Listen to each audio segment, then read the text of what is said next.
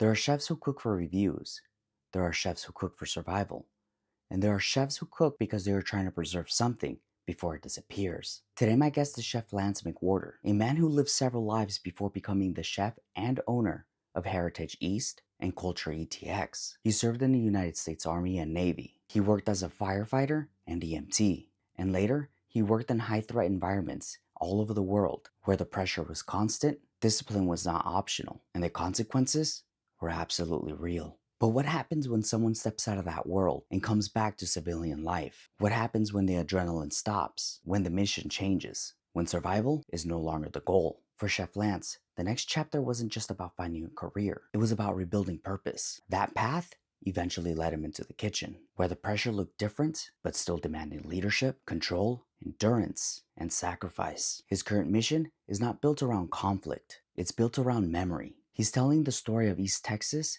through food, not as nostalgia, not as a trend, but as responsibility. This episode has it all: food, memories, pressure, identity, transition, and legacy. My name is Chef Ismael, and this is Chef Ismael's Kitchen Quest.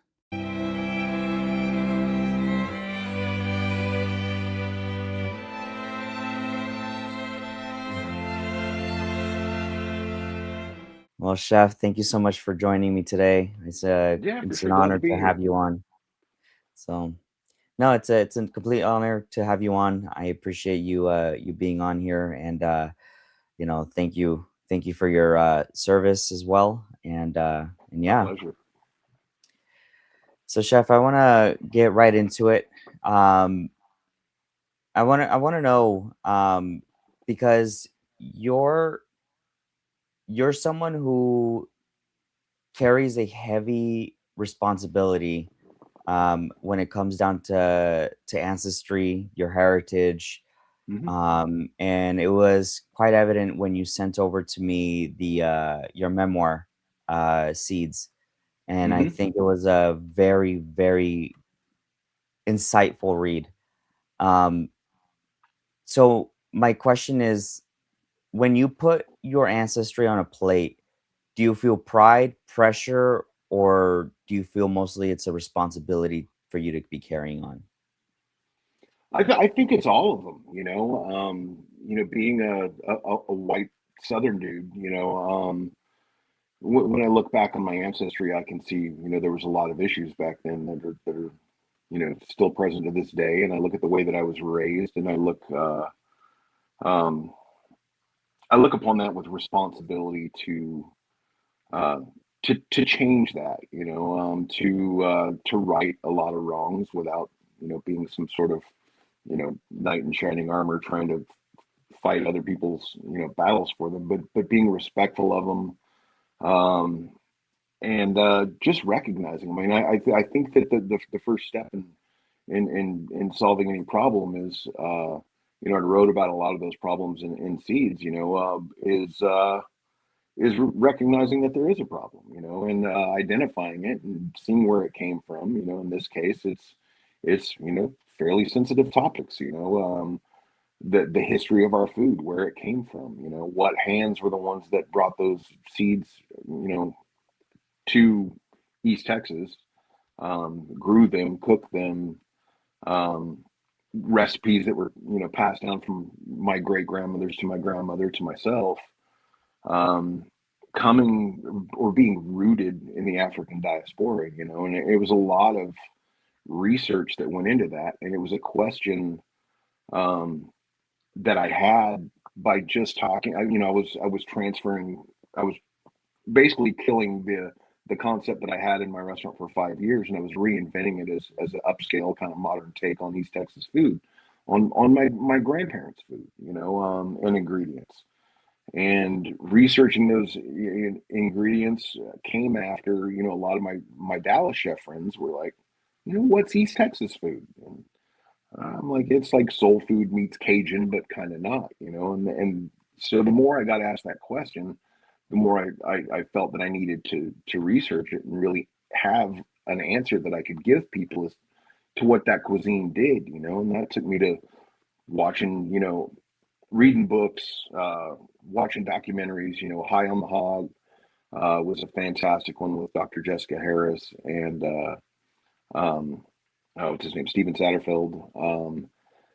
The old Mind of a Chef series, produced by Anthony Bourdain. The Sean Brock season when he goes deep diving into the history of Low Country, But so I did that and found similar roots, in our cuisine. And I mean, I just really felt that responsibility to research it more because I definitely wasn't raised by people that would ever say our cuisine is black cuisine.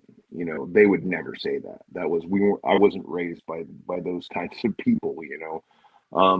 So that led me to, take what I learned about my family, our history, our roots, and how those were imprinted on me from, through childhood, um, and created, you know, they created character flaws within me that I had to come to terms with. And in order to do that, you have to learn. So I mean, long story short, it's it's all of those things. What part of that responsibility scared you? Um, you know, coming to terms with how I was raised, that's been going on for years. Military was a part of that. Being exposed to other cultures and living around other people and traveling to 40 plus countries across the world. Exposure to people helped. So that was a long ways. But I think what really the difficult part of or where I expected some not necessarily pushback wasn't from anybody that was in the food or in the African American community or in the chef community. It's more of being, I'm a chef in an isolated area of the United States. I'm in a secondary city, east of Dallas, west of Shreveport, Louisiana.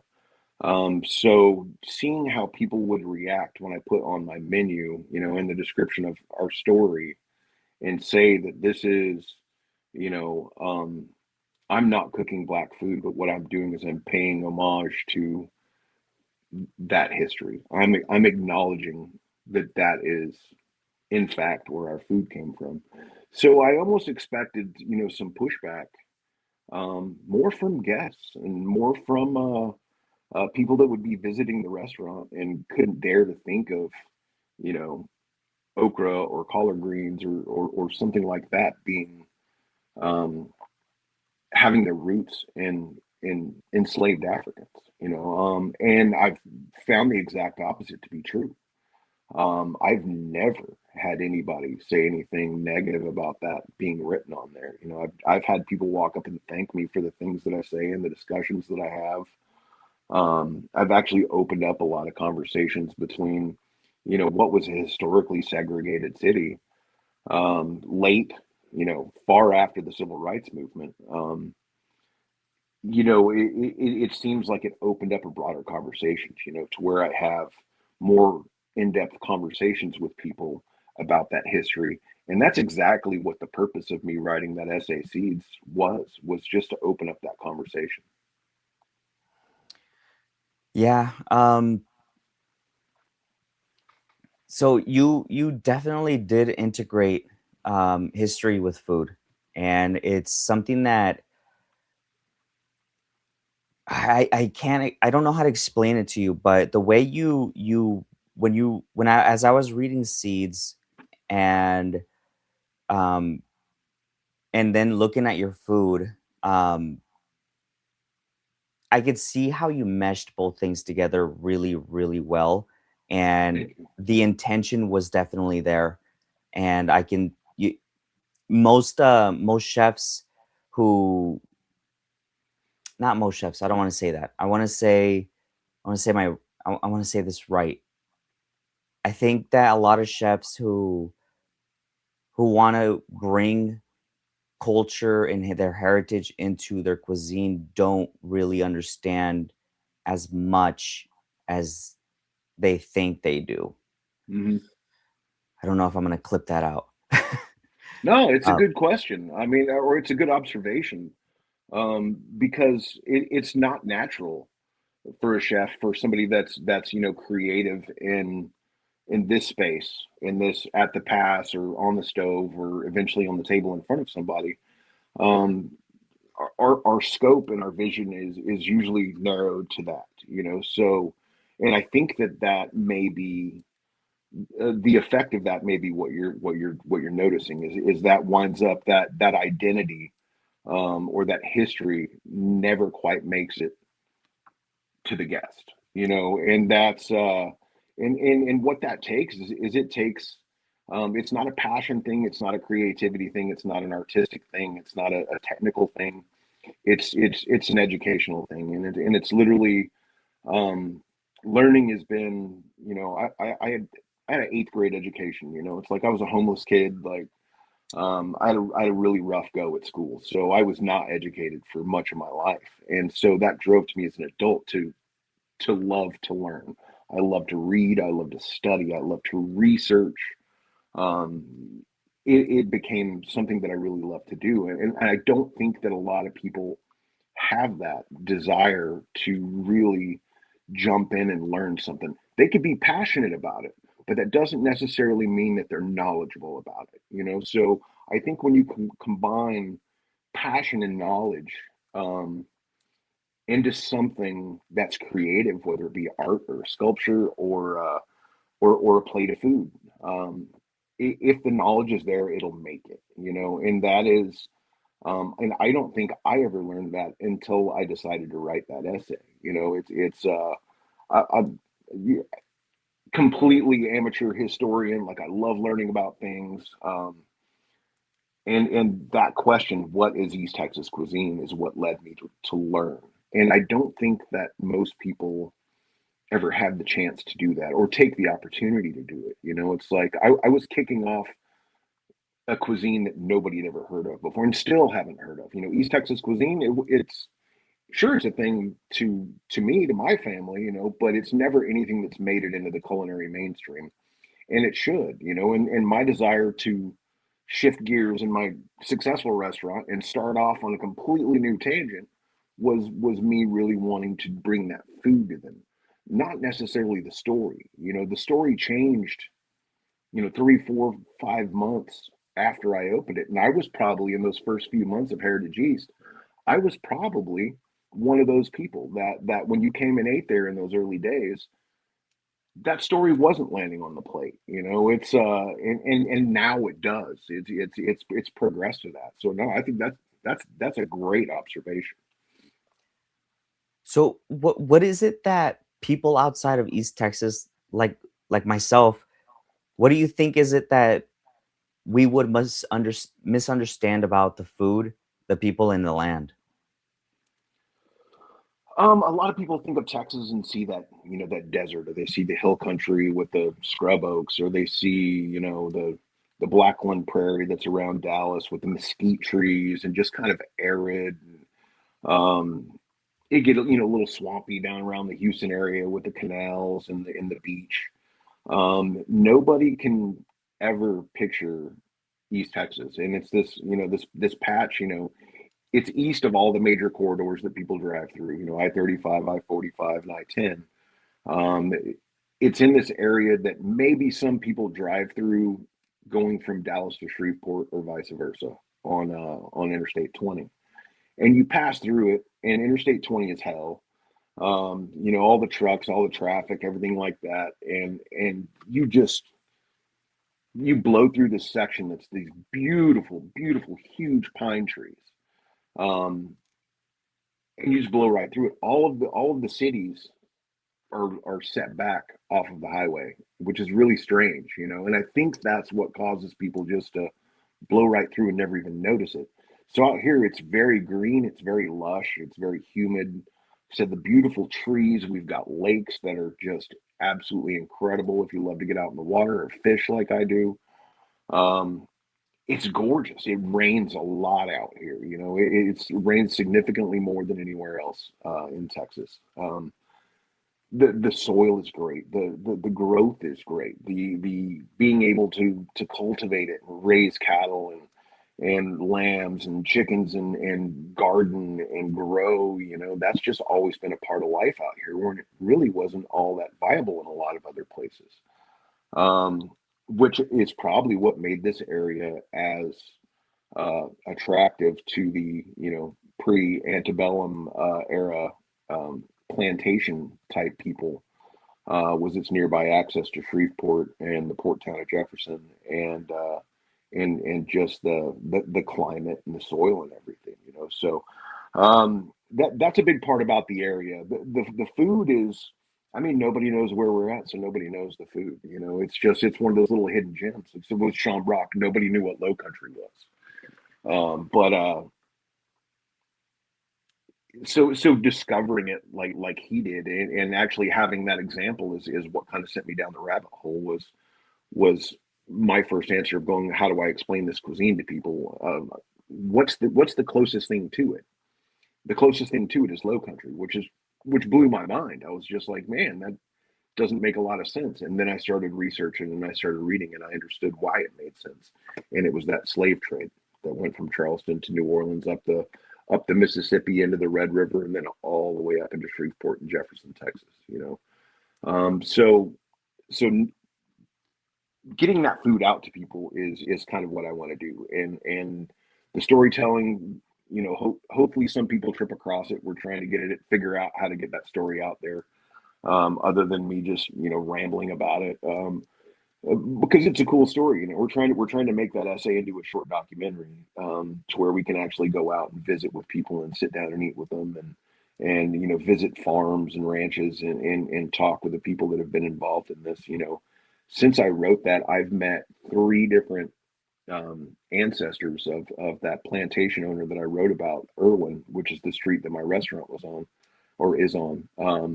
I've met three descendants from the Irwin plantation, African American people, that still carry the last name Irwin, or their maiden names or Irwin. So, it's finding those conversations, and those moments to where it's starting to.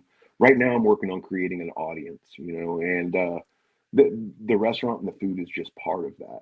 That's but hopefully it'll become something that people really come to know and love, and understand, because it's delicious.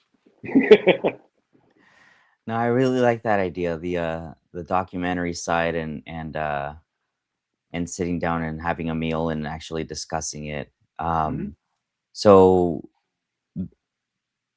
there's obviously you're wanting to do that for a reason. So what part of East Texas cuisine uh still has not been told properly yet?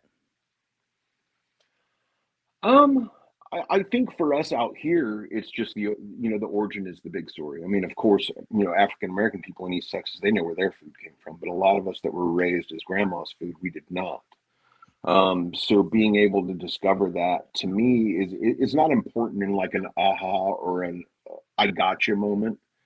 It's in times like I mean, especially after the last week, we're at such a divisive point in our history as a nation, and as a culture, that just having these conversations to where we can talk about things, that may come from divisive places, are now things that make us even more similar. They bring us closer together, and I think that's kind of the whole goal of the thing is not to not to try and make anybody feel bad or guilty about that, but to have everybody just come closer together because of it. It's what better way to do that than over great food. In your opinion, what ingredient do you think carries the soul of East Texas, and Okra, why? Okra. okra, yeah, that is. You know, a lot of people hate it. It's but it's so good when it's done right. When when okra season hit last year, it's like I was making big pots of kind of like a tomatoey, veg stock, stewed okra with onions, and it's just delicious, and I put it on my family style sides menu.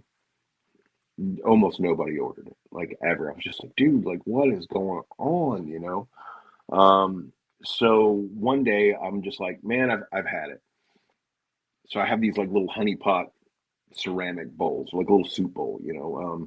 So I told my sous chef Dylan, I'm like, get a big pot, get the okra in it, get it going, nice and hot all the way through service. Sorry, I'm taking one of your burners.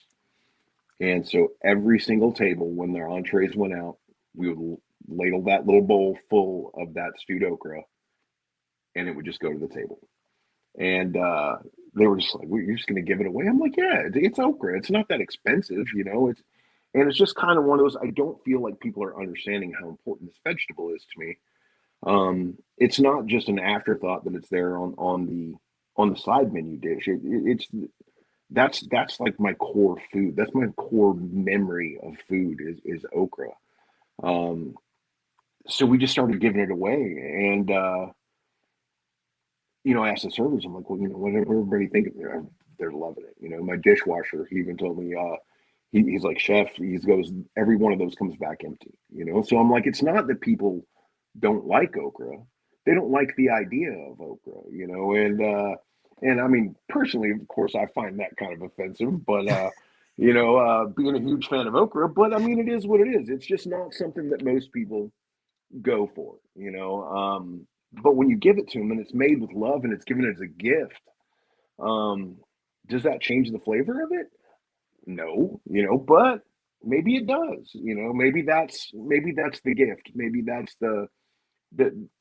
that's what I need to get that out there because that is a special, special, special vegetable. Um, Out here, it is just one of the go-to crops for anybody that's growing their own food. My great uncle, Uncle Jack, he had a farm next town over is a little town called Athens, and he had a 54-acre place out there, and he had huge. He was famous for his tomatoes, his okra, his black eyed peas, which are just core foods out here, greens. But I can remember as a kid just and they put me to work out there, and man, I got tricked because if you were out there picking okra, you got a pocket knife because you're out there cutting the stems. Some old dull, like out of Papa's pocket, old timer little pocket knife. But you're running around in the field with a pocket knife, which is the coolest thing ever for a kid. Um, so I can remember those, just the bushes and the leaves and the smell that came off of those plants. Like a tomato plant has just that real, you know, pungent smell. Like okra's the same. And I can remember running through there, and it's all covered in little hairy spines. So when you're out there cutting it, it would stain your fingers kind of purplish color, and your fingers would get numb from those spines. And I can still remember that experience to this day. I can still remember the smell on my hands. It's like, so it's quintessential. And that's, when I went to find the roots of that, when I started studying, okra it's native to Western Africa. It's called I don't remember which language it was. I want to say it's Yoruba, but it's called Ngambo. So it's like N apostrophe Gombo. So when you take gumbo, which is everyday dish here, all over the country, not just in the South, but gumbo was the word for okra in that West African dialect. So, that answers that question of whether gumbo is gumbo if it doesn't have okra in it. No, it's not. It's like chili and beans. Beans don't go in chili. There's a divisive topic for you, but no, those. And when I was researching those people coming here, or not coming here, being forced to come here, um, they took their seeds with them. That's where the name came from. And okra was one of the prime ones that came across with them. It was okra and greens and bene, like sesame, different strains of rice, like our Carolina Gold, and a lot of those all came from West Africa. And ngambo or okra was one of the prime ones. And they would hide those little pouches of their family seeds on their body, or they would braid them into their hair.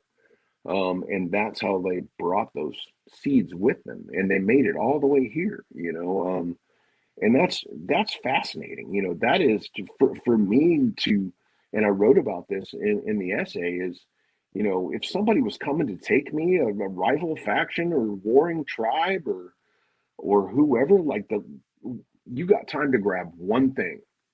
What do you grab? I'm like, I'm strapping up, dude. Like, I'm getting a stick, or I don't know, a knife, or a big rock or whatever. These people grab their seeds. That is, it's one of the most heartbreaking things I've ever read, but it's also one of the most hopeful things that I've ever read. To think that, you're being taken, that you grab your seeds. That is hope of survival. That's hope of something at the end of whatever's about to happen to you, to where those seeds that have probably been passed down for generations survive.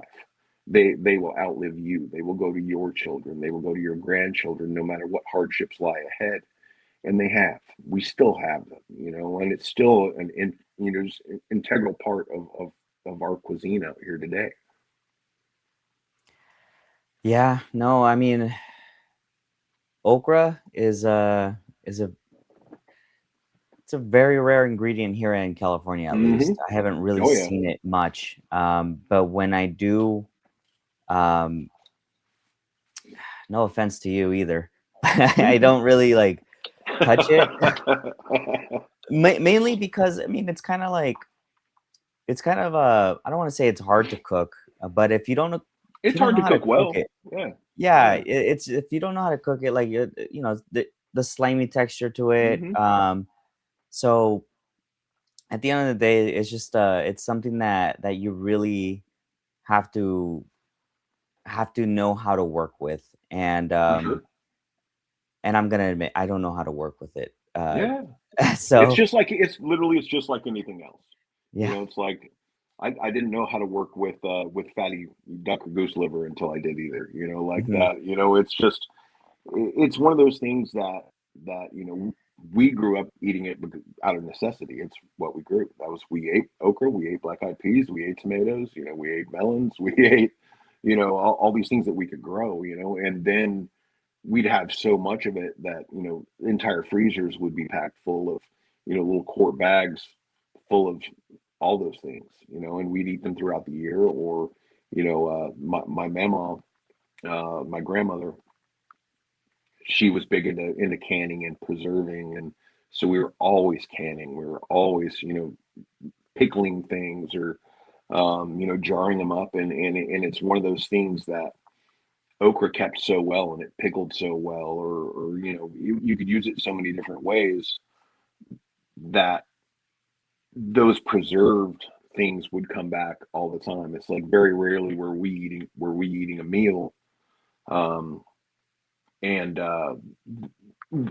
with all the fresh foods and vegetables that were on the plate, there would almost always be a mason jar of something with a spoon sticking out of it. It's like we were always going through that larder, and eating the things from the seasons before too.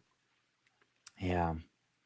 No, that's pretty cool, and it's really nice that you have that ingredient so near and dear to your heart, and I think that's pretty cool that you wanted to share that with your guests, and at the end of the day, you have such a huge passion to, hey, you know what, let's just give it out, because at the end of the day, Yeah, you're trying to give them a piece of yourself, to each of your guests. So that's pretty awesome.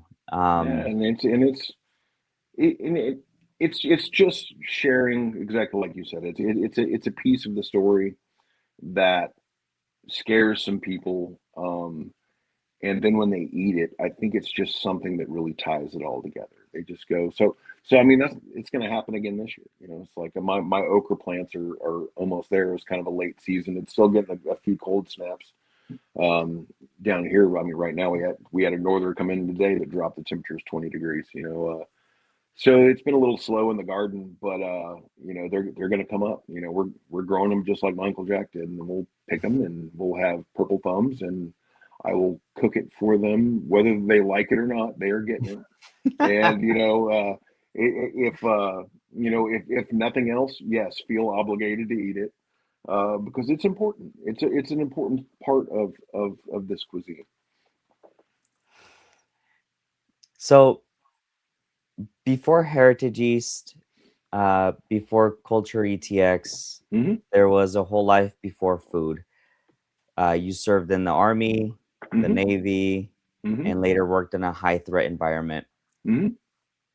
Now, I don't want to assume that those experiences were, uh, but I do want to understand what they taught you.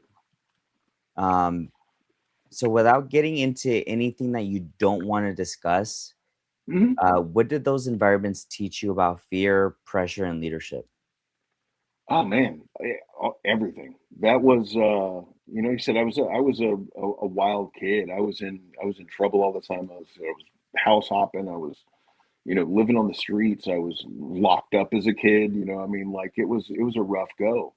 So when I got the chance to get out, the military was that option. And I was, you know, eighth grade education and chip on my shoulder, and I was a fighter, and um, the military gave me an outlet for that.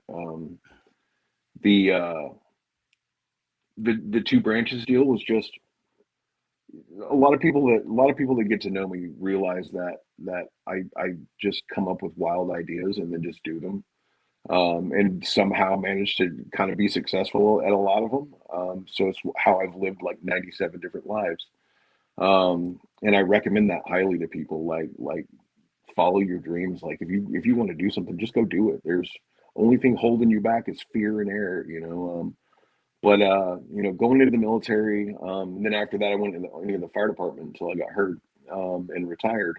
I was only 30, 31, and then rehabbed and went back, like you said, back overseas. I did high threat diplomatic security, for the State Department and other agencies. Diplomats, visiting dignitaries, local heads of state. It, a lot of that was very high pressure, very tense. Small teams working around out in very dangerous places. Um, so I mean, you really learn that communication and that teamwork and that leadership and the ability to slide into a leadership role that you may not have had 30 seconds before, and take charge of a situation that just needs to be handled.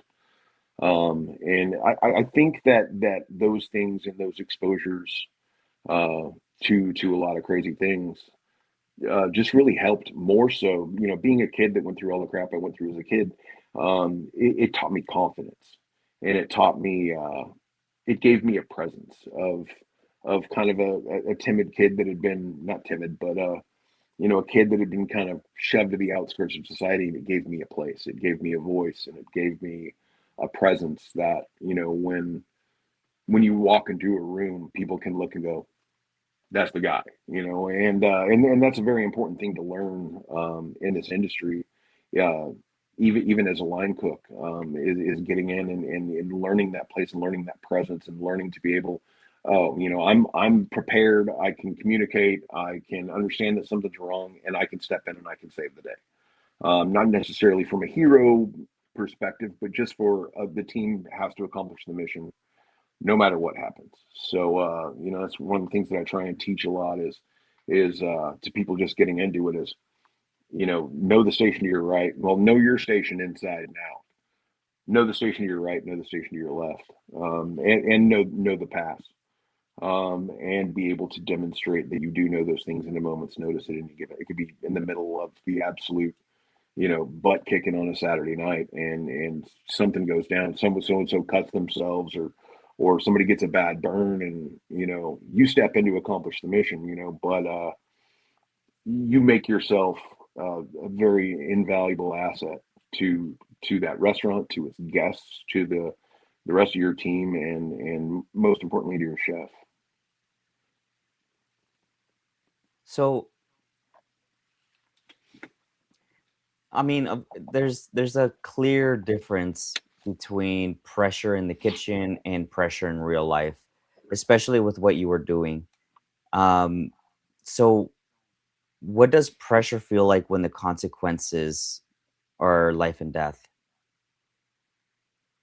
Mm. Really, it's kind of the same, you know. It's you imagine when you're just like you said, you're getting your teeth kicked in on during service, and it's crazy, and things are on fire, and the ticket machine won't shut up. Like when you start swearing at the ticket machine, like one of those nights. Um, it's kind of the same. It really is. I mean, um, the end results could be a lot more final in one versus the other, you know, but you don't dwell on that, you know. It's like when you get into places like that, I think you really come to terms with your own mortality pretty quick, you know. It's you know, when rockets or mortars or things start landing in, you know, the area that you're sleeping in, you know, at first you hurry up and jump in and follow the SOPs and put on your armor and your helmet. And you run out and get in the bunker and huddle down in the bunker with everybody.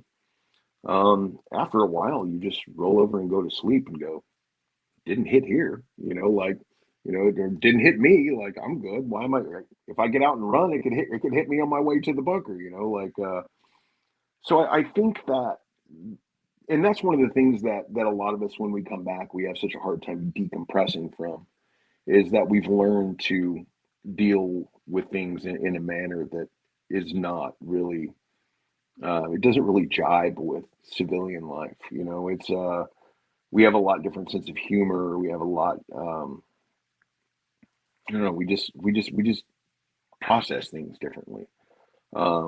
The things that would seem so scary aren't, you know. It's like you know, I used to run into burning buildings for a living. Who does that? You know, like it's and I got in some pickles. I got in some very, very close calls doing that, you know. But it didn't sway me a bit from going in the next one. You know, it's um, I don't know. I don't ever really remember just being like, oh man, this is scary. I'm not going in there. You know, it has to be done. And I mean, it's the same thing with us in the kitchens. You know, and there's chaos, but you learn to thrive in chaos, you know. And you know, you always look for the calm one, you know. And like calmness is a thing that is, it's the power that you can have over situations and surroundings just by being able to be calm is it's life changing, you know. So that is something that it transfers really well from any of the, you know, high stress or high danger environments to come into working in kitchens, especially really good ones. So leaving the military, going into firefighting, you still have a similar structure, um, Hmm. right? There's a hierarchy, and then Hmm. from there, you you retire, and then you go into the kitchen. I went Did, contracting after that. oh Yeah, I yes, went contracting after contracting. the department, and then yeah, I came home from Iraq in 2013. From I'd been living in Baghdad for a couple years. And yeah, I just had this wild idea that I wanted to be a chef. You know, it's like I worked in restaurants as a kid a little bit, you know, and I always cooked. It's you know, cooking was just part of life. I was at the fire station. You know, we're notorious for cooking at the fire station. You always see the firemen in the grocery store. You know, so I really got into cooking. Like I really found it rewarding to cook for others when I was probationary firefighter, when I was fresh out of the academy. And I found that, you know, higher seniority stations, because you just roam around when you're a new firefighter. You don't have a set station, you just fill gaps. But I found out that the more senior stations were requesting me from the battalion chiefs to schedule me there because I could cook, you know. And just a reward from cooking like that, you know, it was huge. Just the joy that it could bring to people, and that was just magic, you know. And so yeah, the sitting in Iraq, and I'm just like, I want to be a chef, like I think that's what I really want to do. And 40 years old, like I'm 30, I think I was 39 then. And I'm just like, man, I'm gonna go be a chef.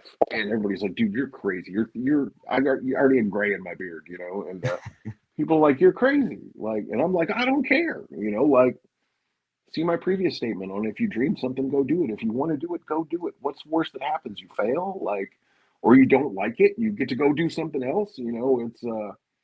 It's keep it spicy, man. Like make stupid decisions. That was a terrible decision. Like I mean, now it's great. Now I love it. But I took a six-figure pay cut. To come home and go to work as a line cook in some Bass Ackwards town in the hill country, down outside of San Antonio, Um, but 13 years later, I love it. It's just it's awesome.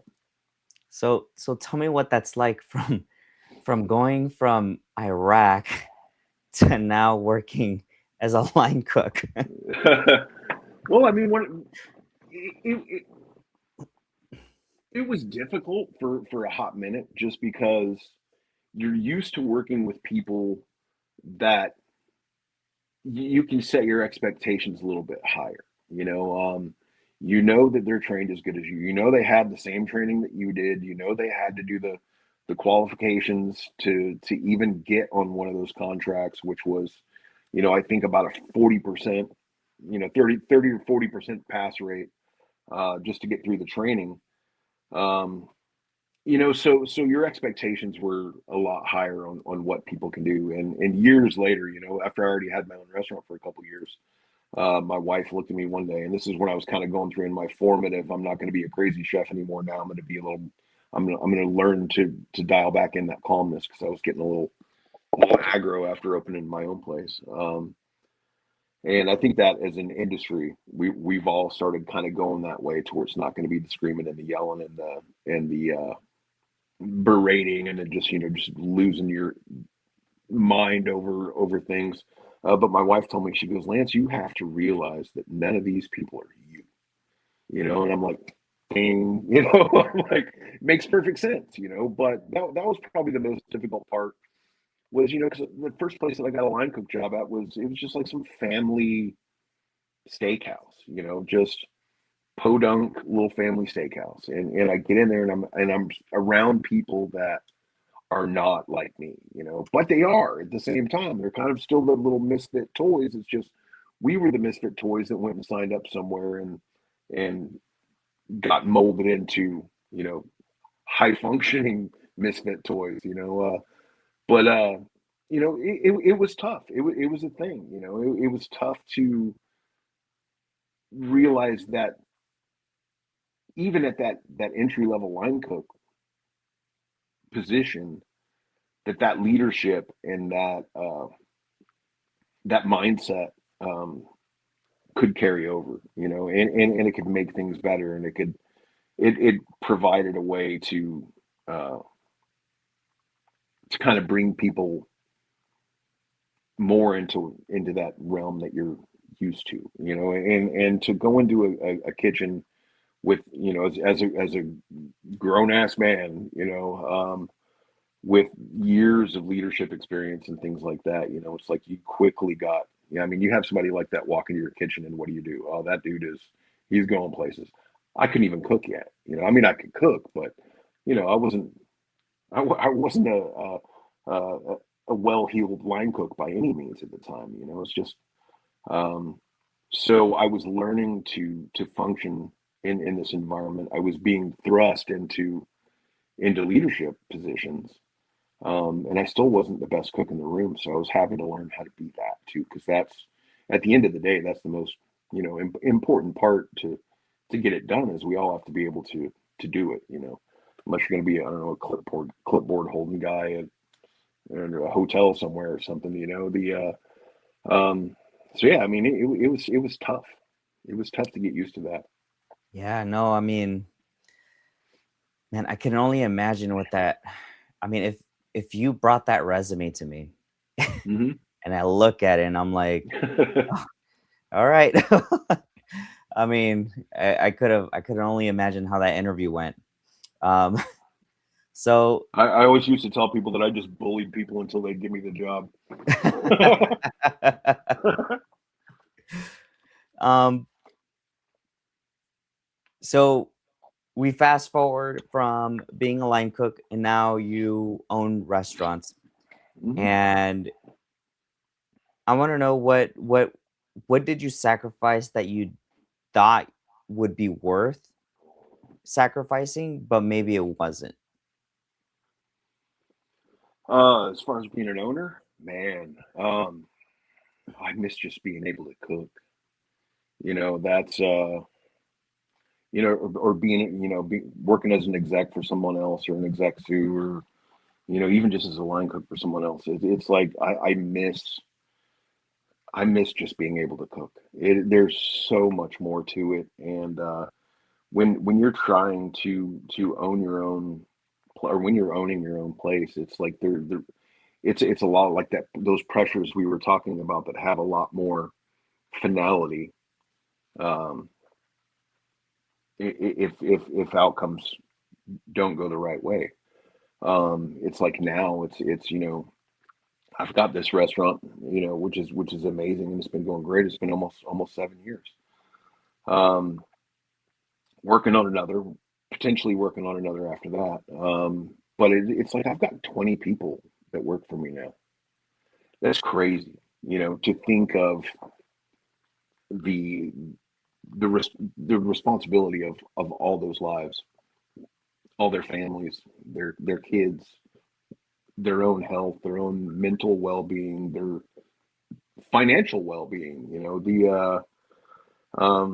It's a lot, and then not to mention, oh, just got the email today that, it's time for my quarterly insurance audit, or there's some TABC renewal for my liquor license, or whatever else is on fire that day that needs to be. Or the accountant needs all my expenses, credit card purchases for 25, or it's this endless sea of things that aren't cooking, and they're not being in the kitchen, and they're not even being in the restaurant. You're strapped to a desk and a computer, um, doing all these things, and or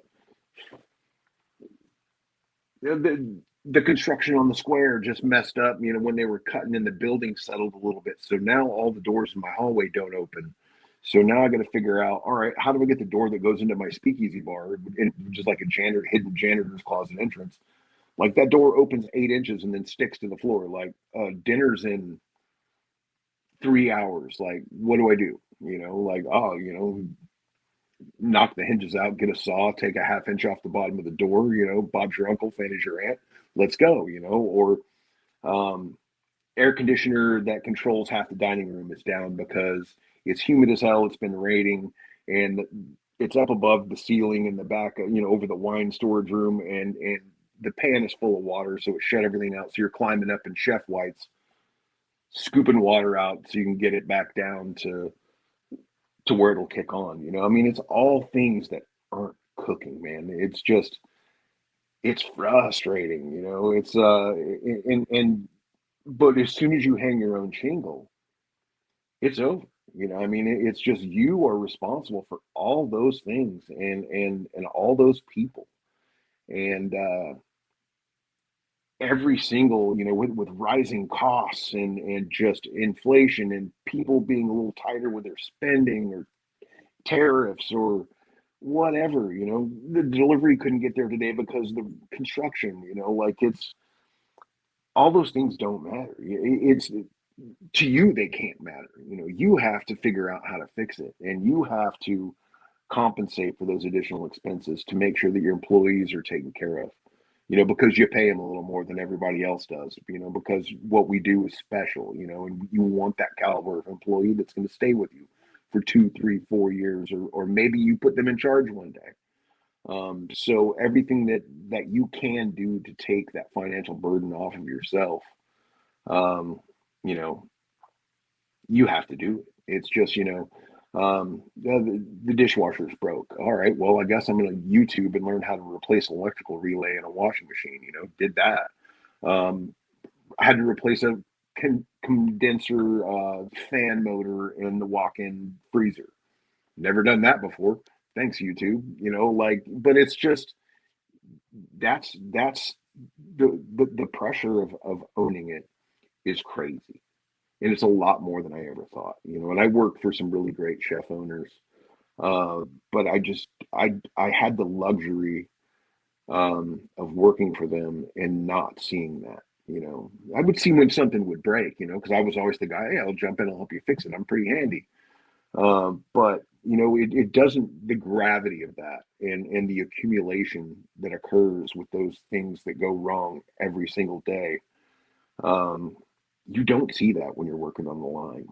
It's we just started up our own homemade bread program, and I had like, just the dope KitchenAid mixers and whatever, and I brought this new young chef in Ariel, specifically to work towards a bread program. I've always wanted to do it. So, all this crap, all this construction, business is down because of the construction. We're completely isolated in this like war zone.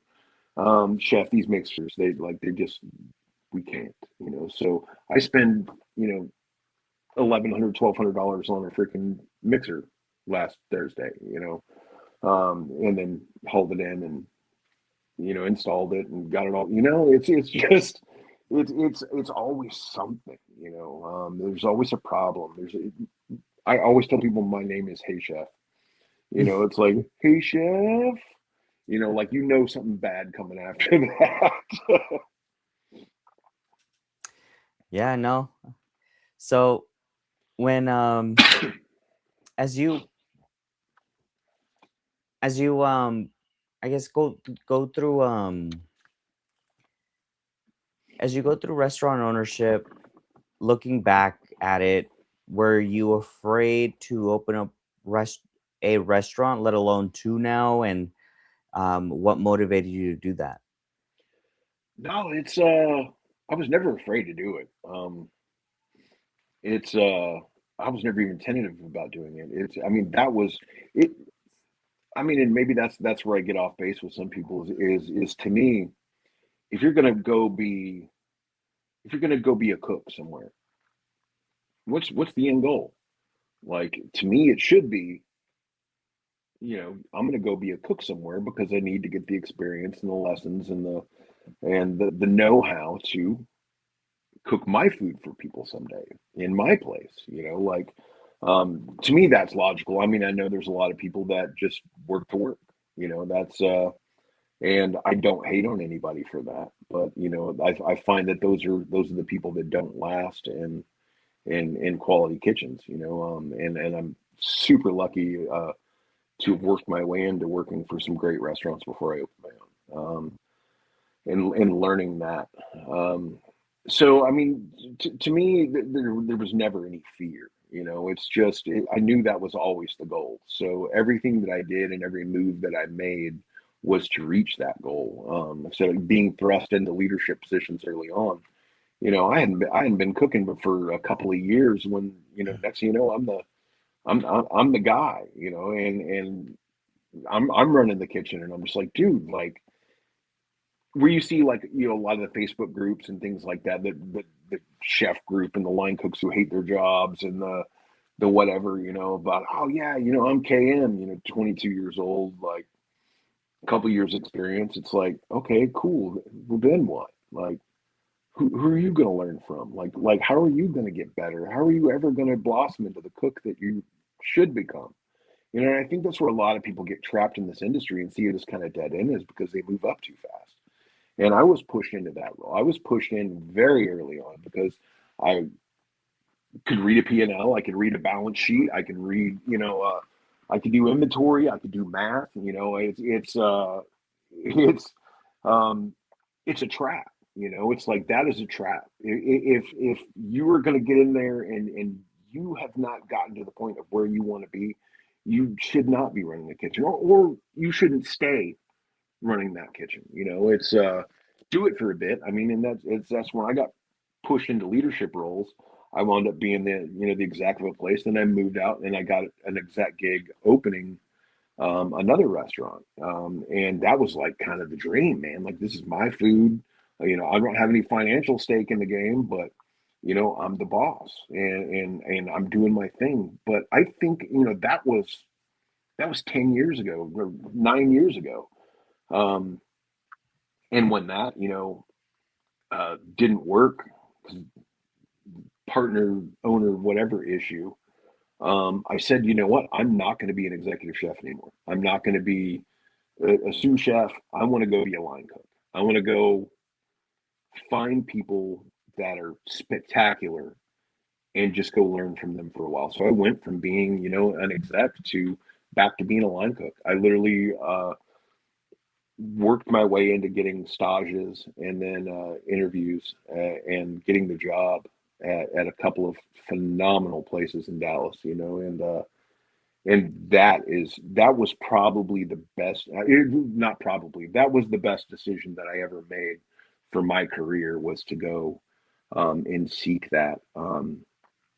Not only did it do, I feel like it earned me a lot of respect and gave me a lot of presence in the culinary community in Texas, from working at legendary places, but it taught me the real magic of cooking, like what can really go on in a high level kitchen, and that is, it's gold, I mean, and but that goal was still there. My goal was to open my own restaurant, and I'm honest about it everywhere that I go. I want to come work as a line cook. I want to learn from you. I want to whatever. I'm not going to stay here forever. I want to come. I want to learn. When I don't feel like I'm learning, then I'm going to go somewhere else and I'm going to go learn. And did that, and that is what made me the cook that I became. Was stepping down, and not being afraid to step backwards and give up that embroidered coat, Mhm. and going back to work, um, for great people. So, what advice would you give to someone who is thinking about opening up a restaurant, or who is, yeah, who's just thinking about opening up a restaurant? Do it all on paper first. That's when I finally said, "All right, now I'm going to do it." The first thing I did was take a couple months off, and I sat with a computer, um, and I worked it all out on paper. Of course, you can't guess things about like what building you're going to be in, how many seats you're going to have in, what your kitchen's going to look like. Those are all variables depending on what space. With commercial real estate being what it is, it's under all that is going to change. You can almost never guess that. But step one is write it down, research, look up business plan models. You can find templates for them, go through, put in the work, and do it all. And it will take you, like, once you kind of finally figure out what direction that's pointing you, and you figured out all this data that you need to collect to understand uh, the financial implications of it, before you ever go out and try and source any money or scrape anything together, you need to understand how that business works on paper. A lot of people miss that. A lot of people miss that step. They don't take it, or they just wing it. um, that has saved my ass more times, just having gone through that exercise. And I've written them for every other you know potential place. When I was like, oh, this space, we might get this, we could do this kind of restaurant, and I would go through, and now I've already done one. The next one's easier, the next one's easier than that. So anytime I'm looking at a new project, the first thing that I do is I put it on paper. I put Mhm. out how it's going to work, what this concept's going to be, what my costs are going to be, what my consumables, what my, like, I'm going through and I'm doing the math, and I'm realistically figuring out what I can do. Say, like Heritage East is, I've got 10 tables. Out on the patio, I've got six. I've got 34 seats inside. I've got 16 seats outside. Um, Added on the speakeasy bar and back, that's only 1,000 square feet. It's tiny, another, six tables that I can dine people on, and the bar top and the little lounge area. So being able to understand what kind of revenue you can generate off of that size of a place is beyond valuable. That's data that you can plan off of. That's data that you can design a menu around.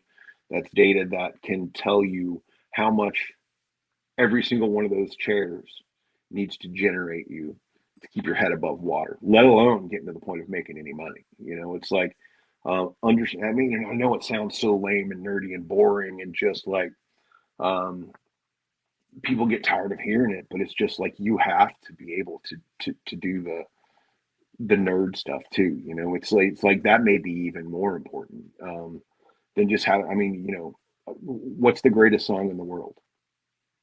Nobody knows. You know why? Because some guy probably wrote it in his basement and it never got out. He never got a record deal. He never marketed himself. It's just like we probably never heard it. There's probably the greatest one ever out there floating somewhere. Same thing. It's just like if you don't take the proper steps to get your brain in a business mode, you're done. Like it's. I mean, it may last for a year, or two, or three, and just because you're an absolutely dope cook and you're good at what you do, you can sling good food out. But if you can't run your numbers, game over.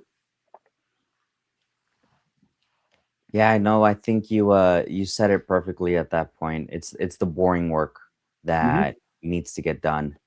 Um, and and I think I not I think I mentioned this earlier where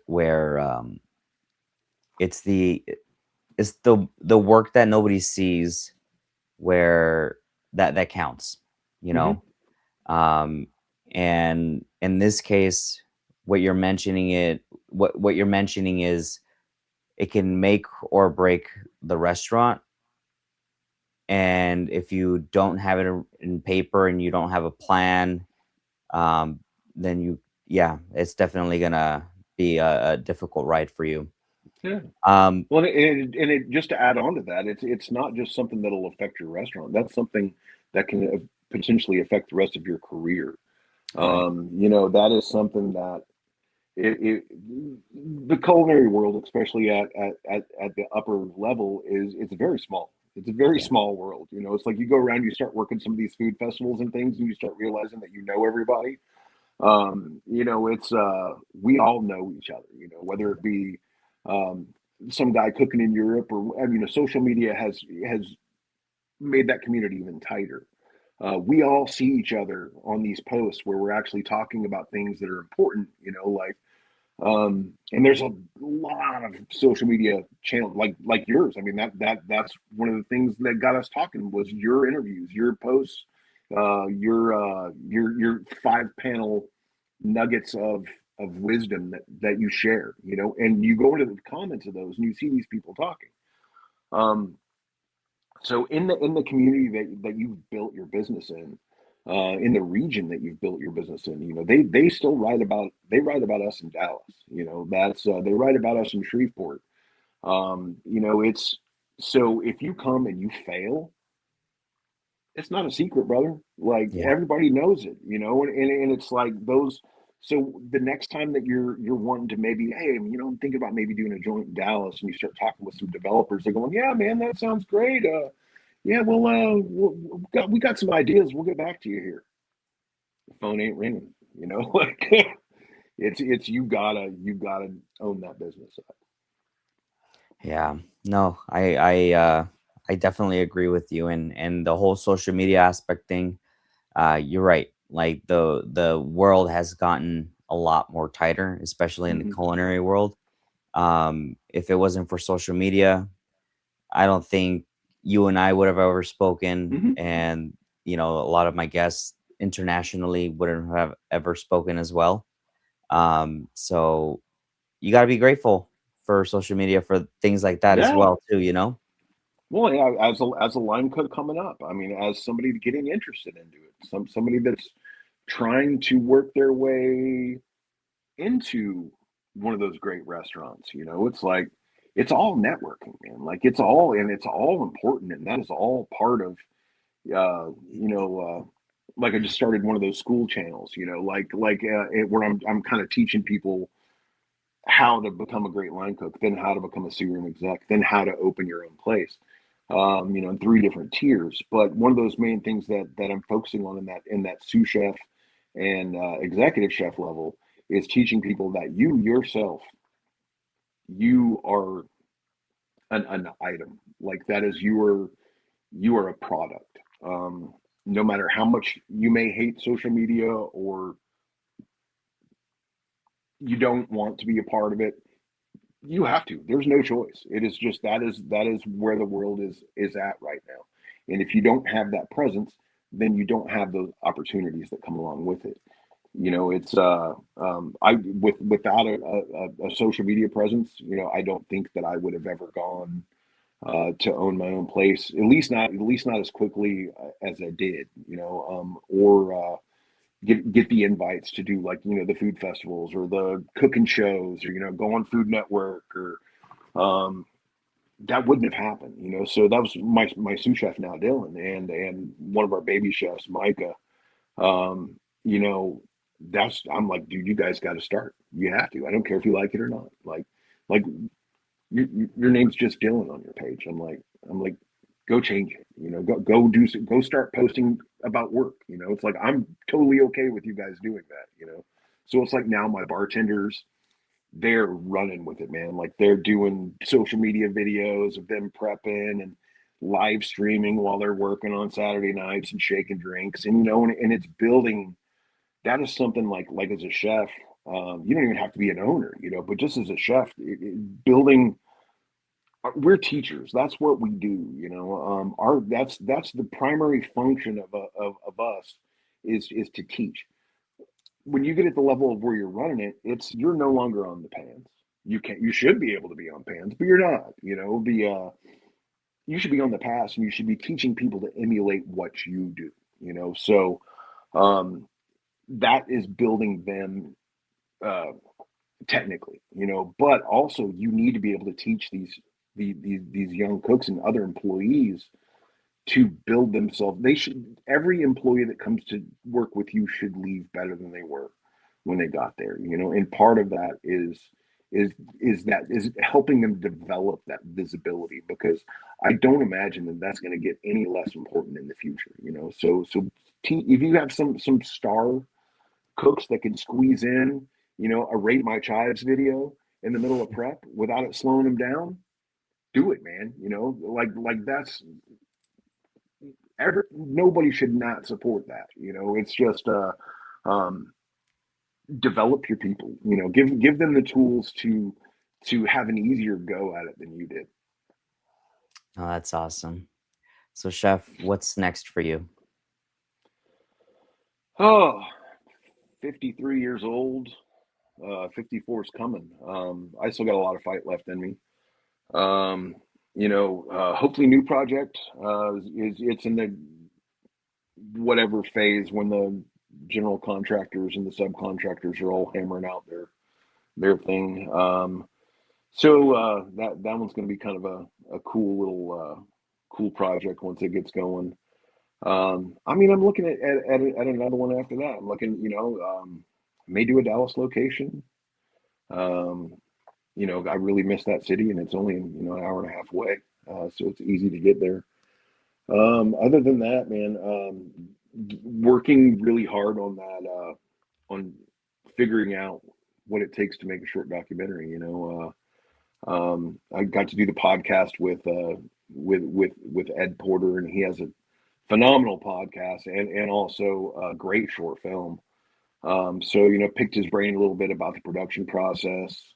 Um, what does it cost? Like things like that. So making that film a reality would be cool. I just think that would be the ideal medium to get that out to a larger audience than just be like, hey man, you want to read my 30-page long essay? Like it's a lot. Like thank you for reading it. It's a lot. Like it's not just like it's like a doctoral thesis, in college. There's a lot going on there. So writing for sure, I enjoy it. Um, I feel like I'm pretty good at it, you know. I'm constantly taking notes. I'm constantly, doing voice to text in the phone and just little observations or little moments or little anecdotes or, oh, hey, I just tripped across this, you know, clip from Marco Pierre White, and like this little quote, Um, so I'm just kind of organizing things like that. Like one day I'm going to write a book about all this. One day I'm going to do like an actual like memoir book, and I think more for maybe to get it all out of my head, but just the exercise of writing I find really really rewarding. It's like so I think I want to definitely want to do that. I want to write a book. Cookbooks, I don't know if I can do it. It's like I'm not a recipe guy. It's it's that would be tough. I just don't know if I could sit down and write out, the family of four size servings of whatever, what was that? It's our menu like changes all the time. There's a date code on the menu, where like the month and the day of the month is punched out. So everything changes. So there's not really written recipes of things. It's like we go in, we hammer out a dish, and on it goes, and then we stop doing it. It goes away, and something else comes. And Dylan the other night he was telling me, "Oh, you remember that one dish? What was it?" And I'm like, "No, no, I don't. I don't remember that." I'm like, "When was that?" He's like, "I think it was earlier last year." I'm like, "Bro, like I don't like that. That side of the RAM file has been deleted and flushed." I'm like, "You got a picture of it, or what was in it, And I'm like, "Oh, okay, yeah, I remember that." But I think that would be cool, but yeah, I don't know. I'd have to find one of those super cookbook writers to partner up and like give me deliverables and stuff to make me do that. But other than that, man, I mean, like I've really enjoyed putting together on that school skool.com, putting together that it's called From the Line to the Sign is the name of my class, and it's totally free for the line cook level, which I'm starting on. I've already got a couple lessons out. I'm about to do another one. I'm fine tuning my production and like how to film and um, how to upload it and embed a video and like all these things that you don't think about that you have to learn to do stuff like that. Or you got to host the video on wherever and get it in there and then advertise and get people to actually visit and listen to your stuff. But that taking working on that line cook segment, it's just line cook 101, and I want to take people and teach them how to decide whether they really want to be a cook or not. Whether, I mean, I just did that episode last week that was culinary school, yes or no. There's actually some really interesting stuff in that one. The one that I'm working on now is your resume, job interview, how to get the job that you want, how to interview, how to stage, how to be the one that gets chosen, through that stage, and understanding that when you're working in a high end restaurant that has that process, that the chef or the HR person or whoever's doing the interview, they're just the gatekeeper. It's the people on the line that are going to hire you. Like having hired so many people at this point in my career, it's like any one of my employees can tell you that when we have a stage, I will go to each and every person and say, "What do you think?"